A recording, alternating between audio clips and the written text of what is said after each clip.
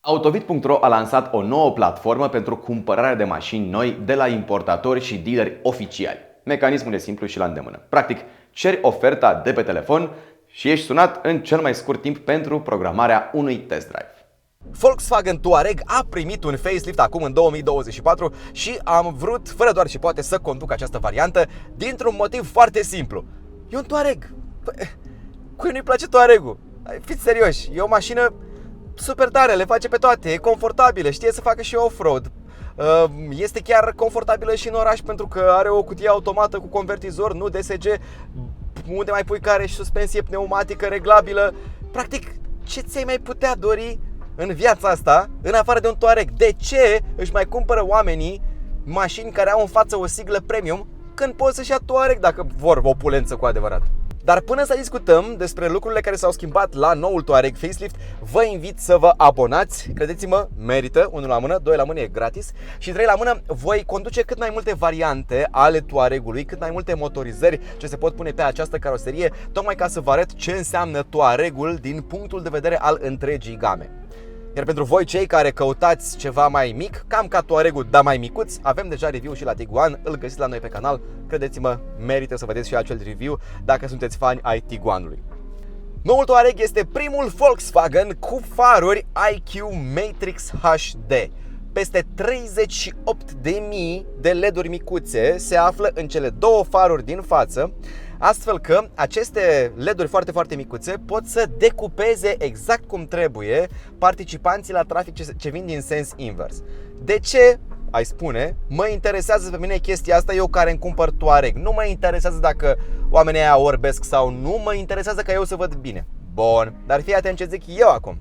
Cum ar fi dacă ai putea să, 1, nici nu-i orbești pe ei ca ei să nu te urască în trafic și 2, tu în continuare să vezi foarte, foarte bine. Pentru că asta fac aceste 38.000 de mini LED-uri și anume, atunci când noaptea circuli și vine cineva din contrasens, mașina, având atât de multe LED-uri micuțe, poate să închidă exact 100, 200, 1000, 2000 de LED-uri, exact cât are nevoie. De fapt, nu să le închidă complet, asta e foarte interesant, ci doar încet, încet să le coboare un pic intensitatea ca să nu-l orbească pe biciclistul, motociclistul, participantul la trafic care vine din contrasens, dar în rest, toate celelalte LED-uri merg la intensitate maximă. Astfel că dacă vine participantul la trafic din contrasens, ok, tu acolo, exact unde este el, nu luminezi foarte tare. Dar în rest, de unde ar putea sări căprioara sau cine știe ce alt pieton, mașina te ajută să vezi mult mai bine. Și dacă tot vorbim de iluminare, noul Touareg are acum LED bar pe spate. LED bar pe spate în care acum este integrată sigla Volkswagen, integrată și iluminată, atenție. Așa că va merita oare să-ți iei Touaregul facelift 2024 atunci când îți vei cumpăra mașina asta second hand în 2035? Sau poți la fel de bine să-ți iei Touaregul pre-facelift? Din punctul meu de vedere, diferențele nu sunt atât de mari. Touaregul pre-facelift este în continuare o mașină excelentă. De fapt, Touaregul din această generație este în continuare o mașină excelentă. Mie îmi place foarte mult pentru că, după cum vă spuneam, oferă cam tot ce avea nevoie. Relaxare, confort, versatilitate, capabilități off-road adevărate. Cum să nu-ți placă Touareg-ul? Serios! Dar uite, un motiv întemeiat pentru care s-ar putea să vrei un Touareg facelift și nu un Touareg pre-facelift. Mașina aceasta, încă din varianta standard, are un senzor de încărcare pe plafon. Asta înseamnă că dacă tu, de exemplu, pui un top box pe plafon, cum de multe ori se întâmplă să ai nevoie să pui, deși portbagajul este extrem de încăpător, poate că vrei să pleci pentru și mai mult timp sau poate că vrei să faci overlanding cu noul tău Touareg. Asta mi s-ar părea cea mai tare chestie, să mergi cu mașina asta cu cort din acela deasupra care se face mare, să poți să dormi în mașina ta în sălbăticie. Cu Touareg-ul poți să ajungi oriunde în sălbăticie și apoi să te relaxezi acolo. Mi s-ar părea super, super tare. Bun, dacă faci treaba asta, mașina utilizează acest senzor de încărcare pe plafon pentru a căpăta niște informații. Și anume, ok, câtă greutate a pus șoferul nostru pe plafon? A pus 100 de kilograme. Bun, 100 de kilograme.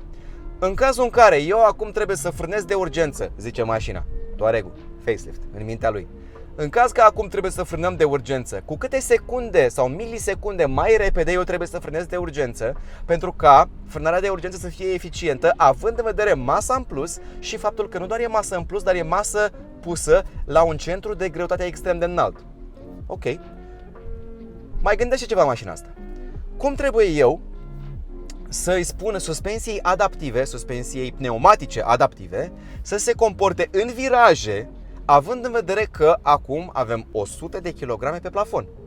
Deci, poate că acest senzor de încărcare pe plafon nu este monumental, dar cu siguranță, atunci când ai de făcut o manevră mai bruscă, să zicem, de evitare sau mai știu eu ce, mașina deja a luat în calcul și cele 100 de kilograme în plus care se află pe plafon. Asta mi se pare super tare. De asemenea, mulțumită acestui senzor, mașina poate să-i comunice ESC-ului când trebuie să intervină și cum, pentru că, din nou, ai mai multă masă pe plafon. Touaregul nostru are pachetul Dynamic 1. În acest pachet avem suspensie pneumatică, suspensie adaptivă și punte spate viratoare. Toate astea costă 2800 de euro.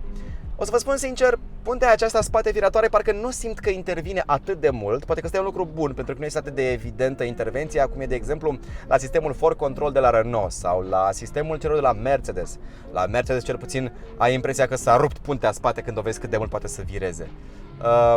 Din nou, e un sistem pe care poți să-l ai și poate să nu-i observi atât de mult intervenția. Și cred că ăsta e un lucru bun pentru mulți posesori de Volkswagen care preferă o experiență mai simplă așa și mai ușor de înțeles, ca posesorii de iPhone, de exemplu. Cred că dacă ai iPhone îți place și Volkswagen. Și încă o chestie pe care aș mai pune eu pe Touaregul meu, 1700 de euro această trapă panoramică, pentru că se și deschide și este și panoramică. 1700 de euro, îmi place foarte mult acest sentiment de lumină care intră în habitaclu. Nu fură foarte mult spațiu la cap în continuare, nu mă simt într-un fel sau altul claustrofob. Bine, și intră multă lumină, e tare. Și evident există și o acoperitoare din pânză, așa, pe care o pot trage ca să nu intre soarele, de exemplu. În rest, tableta aceasta, televizorul acesta cu diagonală de 38 de centimetri, are Android Auto, Apple CarPlay, tot ce ți-ai dorit vreodată din viața aceasta. Poți să controlezi de aici, până și scaunele ventilate și încălzite și cu masaj. Poți să controlezi climatizarea, poți să faci ce vrei tu de pe această tabletă mare. Într-adevăr, mi-ar fi plăcut să am măcar controlele pentru climatizare pe butoane, pe undeva pe aici. Pentru că, de exemplu, ieri s-a întâmplat să fim cu această mașină într-o zonă un pic mai off-road, ca să zicem așa. Și dacă stăteai în dreapta, era greu să, în timp ce mașina făcea așa, să poți să nimerești un butonaș super mic care era aici. Și încă o chestie, mașina aceasta are USB-C. Deci dacă vrei să-ți încarci telefon, va trebui să ai cablu USB-C. Există aici un USB-C, încă două în cotieră, mai sunt și în spate două USB-C-uri.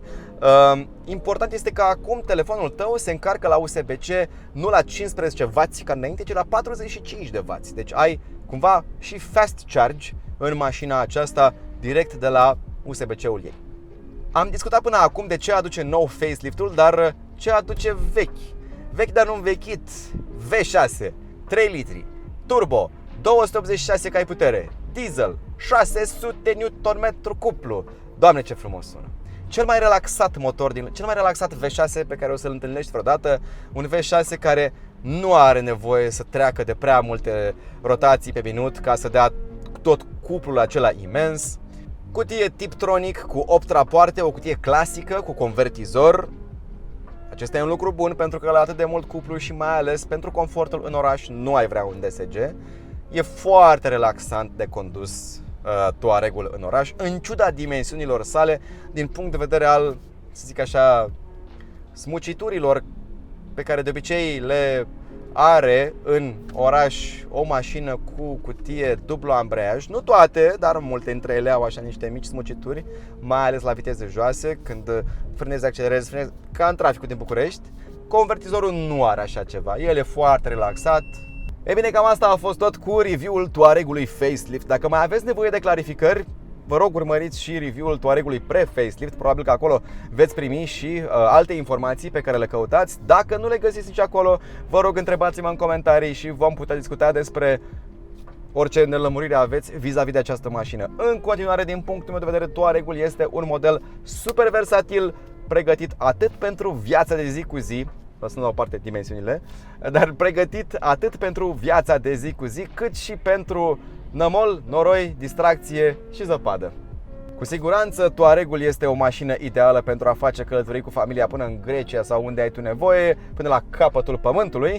Așa că vă rog, dacă aveți un Touareg, împărțiți cu noi bucuria de a fi posesor de Touareg. Rămâneți pe eBlog Auto, la revedere!